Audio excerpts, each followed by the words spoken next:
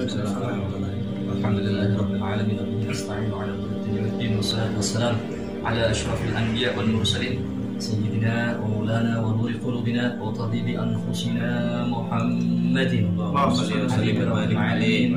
alihi wa sahbihi ajma'in. Subhanaka la ilma lana illa ma 'allamtana innaka antal alimul hakim.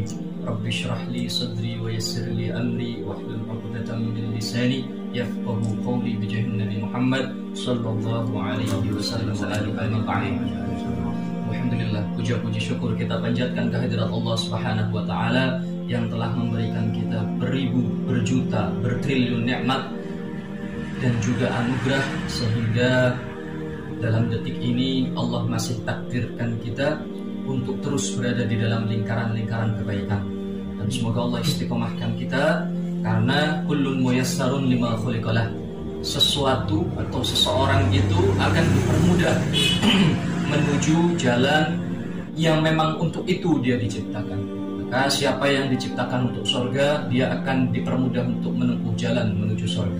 Siapa yang diciptakan untuk neraka pun demikian, akan dipermudah untuk menempuh jalan menuju tempat tersebut. Yang kedua, salawat salam semoga selalu tercurahkan kehadirat baginda Nabi besar Muhammad sallallahu alaihi wasallam dan beserta keluarganya. Nabi yang barusan kita panjatkan qasidah-qasidah memuji terhadap dirinya, memuliakan beliau meskipun tetap benar perkataan seorang penyair, ma madahtu Muhammadan bi qasidati walakin mudihat qasidati bi Muhammadin. Aku tidak memuji Nabi Muhammad dengan syair-syairku, akan tetapi syairku yang menjadi terpuji sebab memuji Nabi Muhammad. Nabi Muhammad yang dikatakan oleh Al-Imam Al-Busiri, wa kaifa ya'rifu fi dunya haqiqatahu. Dari mana bisa diketahui hakikatnya Nabi Muhammad di dunia ini?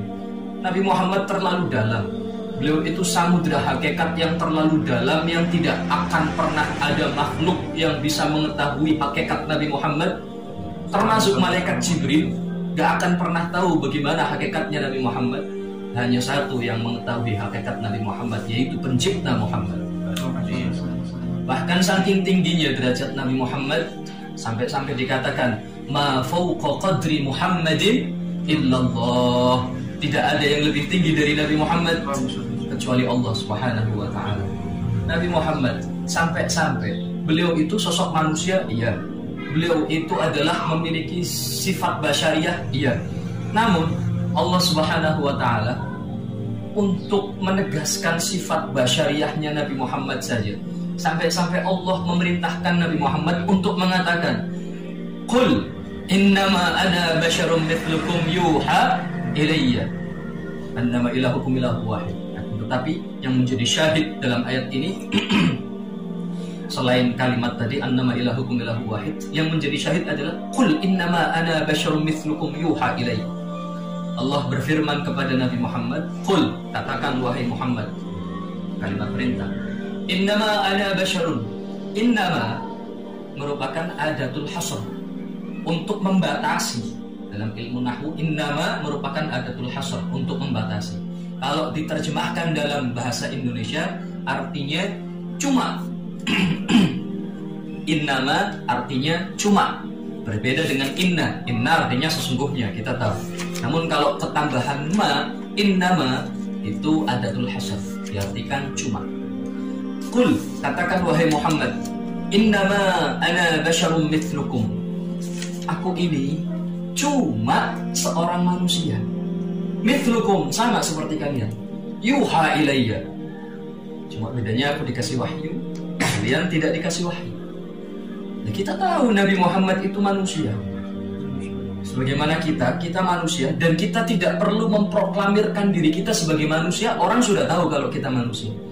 Tapi Nabi Muhammad sampai-sampai diperintahkan oleh Allah untuk memproklamirkan dirinya adalah manusia. Kenapa? Karena pada saat itu para sahabat sudah mulai bingung. Siapapun yang melihat Nabi Muhammad dengan mata kepalanya sendiri pasti bingung. Keindahan Nabi Muhammad membuat bingung, keajaiban Nabi Muhammad membuat bingung.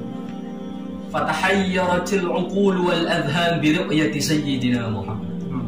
Al-uqul, akal-akal, adhan, otak-otak itu. Bukan otak-otak jajan. Otak manusia. Itu akan bingung ketika melihat Nabi Muhammad. Para sahabat yang melihat langsung mereka bingung. Ini manusia, tapi ketika berkeringat, tetesan keringatnya itu seperti permata yang jatuh di pelipis Nabi. Ini manusia atau bukan? Umumnya manusia ketika mereka berkeringat maka baunya busuk. Akan tetapi Nabi semakin berkeringat semakin wangi. Bahkan keringatnya Nabi dikatakan dalam beberapa riwayat lebih wangi daripada minyak misik. Mereka juga melihat ketika Nabi berbicara, ketika Nabi menyampaikan nasihat, ketika Nabi mengeluarkan hadis-hadisnya, keluar dari mulut Nabi cahaya. Mereka bertanya-tanya, ini manusia atau bukan? Begitu pula ketika Nabi sedang berdiri di tengah-tengah padang pasir, diterik matahari yang sangat panas. Ketika orang lain memiliki bayangan, kenapa Nabi tidak memiliki bayangan? Karena cahaya di dalam diri Nabi jauh lebih kuat daripada cahaya matahari itu sendiri. Maka para sahabat yang melihat hal itu, mereka bingung. Ini manusia atau bukan? Juga Nabi itu fa'idha masya faka'annama yanhattu min sabab fayafutu sari'al masyi min ghairi sabab. Nabi itu kalau berjalan seperti berjalan dari atas ke bawah, padahal buminya datar. Berjalan dari atas ke bawah cepat. Kayak bumi ini menurun untuk Nabi Muhammad. Sehingga para sahabat untuk mengimbangi jalannya Nabi, mereka itu harus berjalan lebih cepat. Padahal Nabi jalannya biasa. Idza masya faka'annama yanhattu min khabab fayafutu sari'an masyi min ghairi sabab. Itu jalannya Nabi Muhammad. Cara berjalannya saja kayak bumi menurun untuk Nabi Muhammad. Mereka bingung, ini manusia atau bukan? Nabi itu tingginya standar, tidak terlalu tinggi, wala bi aqsaril jisim, dan juga tidak pendek. Tingginya Nabi itu standar.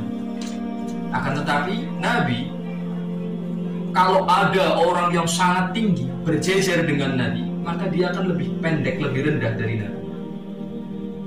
Ketika mereka berpisah, orang ini tinggi. Kayak Allah ingin menunjukkan kepada siapapun, ini makhlukku yang paling tinggi derajat.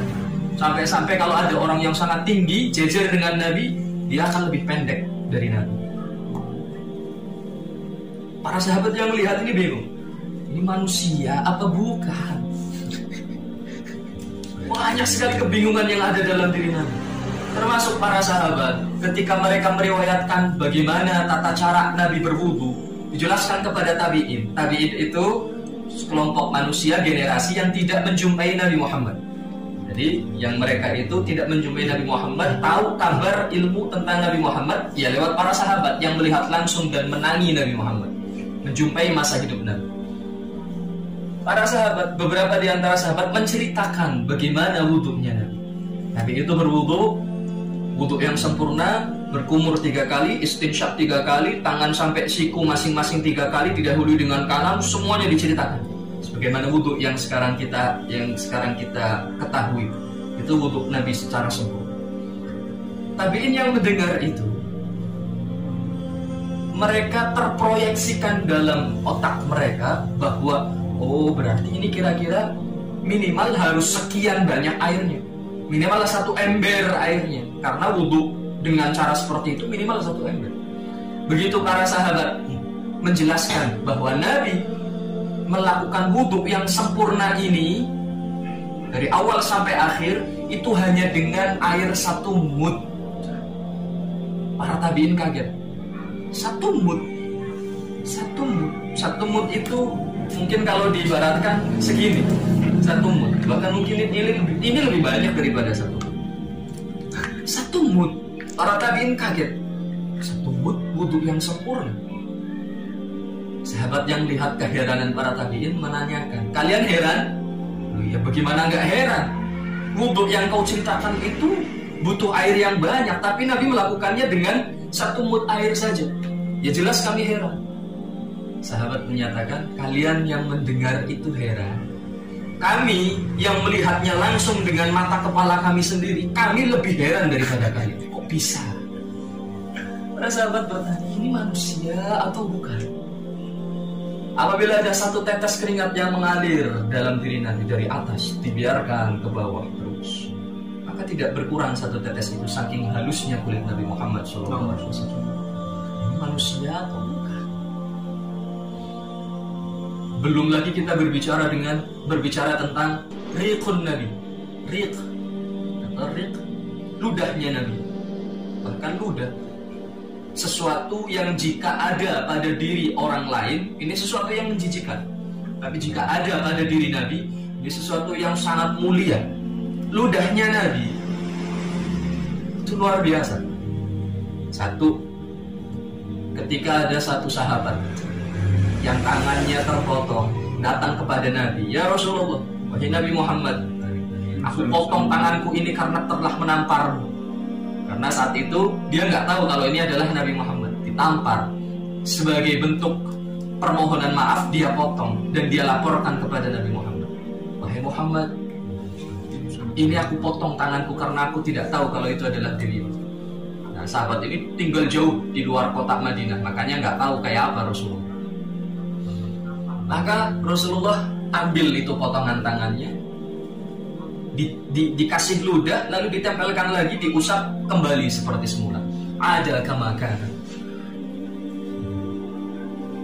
Para sahabat yang melihat hal semacam ini, mereka bertanya-tanya, ini manusia atau bukan? Sahabat Qatadah berperang. Ada satu anak panah menusuk, menancap di bola matanya, dicabut bola matanya keluar. Menuju Rasulullah. Ya Rasulullah, aini, mataku ya Rasulullah, mataku terlepas. Isbir walakal jannah. Sabar, kau akan dapat surga. La ya Rasulullah, aini ya Rasulullah, aini ya Rasulullah, wal jannah. Aku dapat mata kembali dan juga dapat surga ya Rasulullah. Itu lebih baik. Digoda terus Rasulullah, dibujuk terus sampai akhirnya Rasulullah mau meludah dan menempelkan ludah tersebut kepada matanya yang terlepas, lalu mengembalikannya. Fa'ada kamakan, kembali seperti semula, normal, bisa melihat lagi. Bahkan penuturan Qatadah, sahabat Qatadah mengatakan, wallahi, demi Allah, mata yang ketempelan dengan ludahnya Nabi Muhammad jauh lebih terang, jauh lebih jelas, jauh lebih tajam untuk melihat ketimbang mata yang satunya. Penuturan sahabat Qatadah, wa'ainu Qatadatin khulha dalila. Allah. Itu wa'ainu Qatadah, makanya Qatadah khulha dalila, jadikan itu sebagai dalil betapa mulianya Nabi Muhammad. Jangankan Nabi Muhammad, ludahnya saja luar biasa. Maka para sahabat yang melihat hal ini, mereka bingung. Ini manusia bukan? Manusia nggak semacam ini, tapi ini kok kayak gini. Ada satu lagi sahabat, dijuluki sahabat karena pernah menjumpai Nabi. Padahal pernah sekali menjumpai Nabi di masa kecil. Sahabat ini terkenal gagah, putih, bersih, beristri 4. Istrinya 4. Cuman penuturan istri-istrinya, ini pernah kami sampaikan juga. Penuturan istri-istrinya ini, kami setiap hari mandi, kami setiap hari berdandan, kami setiap hari memakai wangi-wangian. Tapi kami yang melakukan itu semua, mandi, berdandan, wangi-wangian, masih kalah dengan suami kami. Kalah wangi, kalah bersih, kalah indah dari suami kami yang tidak pernah mandi. Lalu pernah satu ketika salah satu istrinya bertanya, apa rahasianya? Gak pernah mandi, maksudnya sangat jarang mandi itu, tapi tetap wangi, tapi tetap indah, kulitnya putih bersih. Apa rahasianya? Sahabat ini menceritakan, dulu semasa aku kecil, aku pernah berjumpa dengan Rasulullah Shallallahu Alaihi Wasallam. Yaitu ketika aku terkena borok sekujur tubuhku, maka ibuku membawa kepada Rasulullah, membawa diriku kepada Rasulullah. Rasul memerintahkan untuk melepas bajuku, maka aku semuanya dilepas Saat itu Rasul meludah ke tangannya, lalu mengusapkan ludah itu ke seluruh tubuhku, sehingga aku pun mendapatkan kesembuhan dari Allah. Semua luka-luka yang ada di dalam tubuhku ini sembuh, dan tidak hanya sembuh, pun tak berbekas. Tidak hanya tak berbekas, kulitku menjadi indah, kulitku menjadi putih. Tidak hanya menjadi indah dan putih, keringatku menjadi wangi semenjak saat itu. Shallu ala Nabi Muhammad. Ludah siapa yang memiliki keistimewaan semacam ini selain ludah Nabi Muhammad sallallahu alaihi wasallam? Para sahabat yang melihat itu, mereka bertanya-tanya, ini manusia apa bukan? Ini Nabi Muhammad. Lalu pernah pula sahabat Anas bin Malik, yang menjadi khuddam Rasulullah, pembantunya Rasulullah, memang dititipkan oleh ibunya kepada Rasulullah semenjak kecil, disuruh untuk khidmah kepada Rasulullah, tahu seluk-beluk bagaimana Rasulullah, yang selalu mulazim dengan Rasulullah dari kecil. Sahabat Anas bin Malik, sepeninggalnya Rasul, beliau itu hidup mengajar para tabi'in. Satu ketika saat beliau sedang mengajar, beliau keluarkan sapu tangannya, lalu beliau perintahkan kepada jariyahnya, pembantunya, untuk membersihkan sapu tangannya itu. Tolong bersihkan sapu tanganku. Maka diambil oleh jariyah tersebut, bukannya dicuci, dilempar ke pembakaran, ke tungku pembakaran. Murid-murid Sayyidina Anas bin Malik kaget. Kurang ajar sekali ini jariyah. Disuruh sama Anas bin Malik, malah disuruh untuk mensucikan, membersihkan, malah dibuang ke tungku pembakaran, malah dibakar. Tapi apa yang terjadi setelahnya? Jariyah ini ngambil kayu atau sesuatu benda yang panjang, lalu diambil mindilnya, sapu tangannya, itu masih utuh, malah menjadi bersih. Yang terbakar dari sapu tangannya itu adalah kotoran yang menempel dalam sapu tangan tersebut. Lalu dikembalikan kepada Sayyidina Anas bin Malik. Murid-muridnya keheranan, kok bisa sapu tangan dibakar, bukannya terbakar, malah menjadi bersih. Yang terbakar hanya kotoran yang menempel di sapu tangan tersebut. Maka sahabat Anas bin Malik mengatakan, kalian heran dengan hal semacam ini? Ya, kami heran. Tidak usah heran.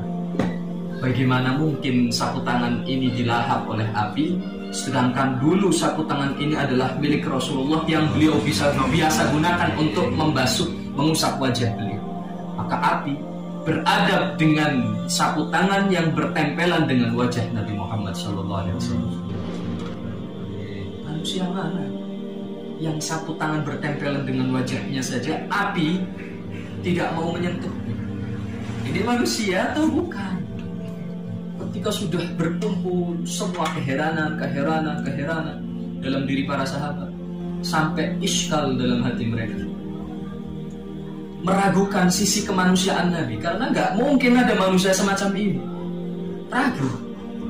Maka saat itu Allah perintahkan kepada Nabi Muhammad, "Qul," katakanlah wahai Muhammad, katakan kepada mereka itu yang ragu bahwa engkau ini malaikat, bahwa engkau ini manusia. Ragu mereka menyangka kalau engkau ini malaikat, karena mereka berpikir dengan logika mereka nggak ada manusia semacam dirimu. Katakan pada mereka yang mulai ragu itu, innama ana basyarum mithlukum, saya ini cuma manusia biasa, sama seperti kalian.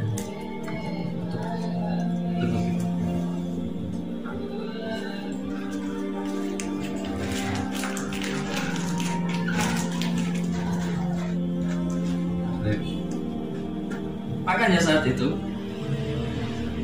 Rasulullah diperintahkan oleh Allah untuk mengatakan hal demikian. Kenapa? Untuk menghilangkan keraguan dalam diri para sahabat kalau ini bukan manusia, ini manusia. Karena itulah Allah perintahkan untuk mengatakan demikian. Innama ana basyarum mithlukum, saya ini cuma manusia biasa, sama seperti kalian. Bahkan Nabi Muhammad itu agar diakui sebagai manusia perlu ada stempel langsung dari Allah. Allah menyuruh Nabi Muhammad, katakan stempel dari Allah untuk melegalisir kemanusiaan Nabi Muhammad. Butuh stempel agar gak dianggap malaikat. Karena mereka juga bingung, manusia kok kayak gini. Nah, yang aneh itu orang-orang sekarang. Beberapa orang yang belajar mengatakan kembali kepada Al-Quran dan hadis. Kembali kepada Al-Quran dan hadis. Buat apa dengarkan perkataan ulama? Ulama bisa salah. Kembali kepada Quran dan hadis. Ternyata mereka maksudnya kembali kepada Quran dan hadis, maksudnya kembali ke terjemahan Al-Quran dan hadis. Disuruh baca Al-Quran aja nggak paham kan? Al-Quran yang plong-plongan nggak ada terjemahannya. Coba jelaskan, coba tafsirnya bagaimana? Nggak paham. Jangan yang ini dong, yang ada terjemahnya. Dia kembali ke Quran apa terjemahan Quran?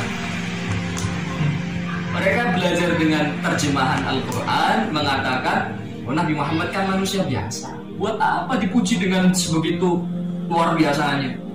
Buat apa berdiri untuk menghormati Nabi Muhammad? Buat apa pakai kata Sayyidina untuk Nabi Muhammad? Toh cuma manusia biasa. Mereka nggak tahu khalfiyat, latar belakang kenapa ayat ini turun. Mereka tahunya cuma dari ayat. Ini repot kalau cuma belajar dari ayat, lalu dari terjemahan Al-Quran, nggak ngerti asbabun nuzul, nggak ngerti tafsir Quran, nggak ngerti bahasa Arab. Ya Allah, ngaji. Jangan remehkan perkataan para ulama. Mereka yang jauh lebih kompeten untuk memahami Al-Quran dan hadis. Jangan sampai lisan umat Nabi Muhammad berkata yang tidak pantas tentang Nabi Muhammad. Karena sesuatu yang ada dalam diri Nabi Muhammad semuanya itu mulia. Bahkan dikatakan oleh Imam Suyuti, man qala umaymatan Nabi. Umaymah bukan imamah, tasghir, mengecilkan, merendahkan. Siapa yang bilang umaymahnya Nabi? Umaymah itu untuk merendahkan, untuk mengecilkan. Imamahnya Nabi dikatakan umaymatun Nabi. Imamahnya Nabi. Apa itu? Atau mengatakan imamahnya Nabi kotor. Dengan maksud istihza, untuk merendahkan. Itu sudah naudzubillahi min dzalik, kharaja min dairatil Islam. Keluar dari ranah Islam sudah. Merendahkan sesuatu yang ada dalam diri Nabi, repot, efeknya fatal. Punya segala sesuatu yang ada dalam diri Nabi itu mulia. Bahkan terserah ente mau tempelkan kemuliaan jenis apapun, keagungan setinggi apapun kepada diri Nabi, itu cocok semuanya. Fansub ila qadri ila dzatihi ma syi'ta min syarafin, kata Imam Busiri. Terserah kau sematkan dalam diri Nabi sifat-sifat dzatiyah, sifat-sifat tubuhnya yang paling sempurna kayak apapun mesti cocok. Oh, Nabi itu matanya paling indah. Iya benar. Hitam matanya Nabi itu pekat, nggak ada kotoran. Benar. Putih matanya Nabi itu putih bersih. Benar. Rambutnya Nabi itu hitam pekat indah. Benar. Semua hal indah jika disematkan dalam diri Nabi itu cocok semua. Fansub ila dzatihi ma syi'ta min syarafin. Sematkan dalam diri Nabi keindahan-keindahan dalam tubuhnya itu semuanya cocok. Wansub ila qadrihi ma syi'ta min 'idhami. Dan sematkan dalam derajat Nabi, sematkan pada kedudukan Nabi, setinggi apapun mesti cocok. Karena ma fawqa qadri Muhammadin illallah. Tidak ada yang lebih tinggi dari Nabi Muhammad selain Allah. Ini Nabi Muhammad. Ya, dari wa kulluhum min rasulillahi multamisun gharfan minal bahri aw rashfan minad diyami. Bahkan semua Nabi dan Rasul itu multamis, nyari keberkahan dari Nabi. Kayak Nabi ini lautan yang sangat besar, samudra yang bernama Muhammad. Sedangkan para Nabi itu ngambil gharfan minal bahri, seciduk daripada lautan Nabi Muhammad. Semisal Nabi Ibrahim saja, Abul Anbiya saja ngambil seciduk. Nabi Isa yang dikatakan bisa menghidupkan orang mati ngambil seciduk. Semuanya ngambil seciduk dari lautan Nabi Muhammad.